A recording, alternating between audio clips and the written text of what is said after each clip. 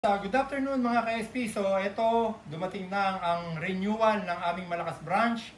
So tulad ng pinangako ko last week, pag lumabas ang renewal, magbibigay po ako ng 100 free theoretical driving course or TDC sa mga estudyante na wala pong or walang kakayahang magbayad ng 1,000.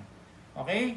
So pumunta na po kayo ngayon doon mula ngayong June 2 hanggang June 7. Yan, magpa-register na po kayo kung kailan po ang schedule ng inyong free theoretical driving course. Screenshot nyo lang po ito or pakita nyo itong video na to kung pupunta po kayo sa Malakas branch.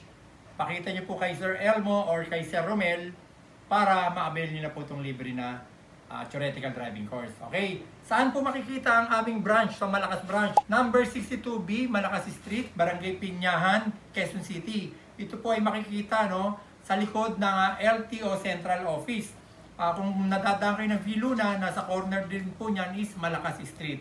Okay, pumunta po kayo 100 po na estudyante ang ililibre natin. Sige po, maraming po salamat.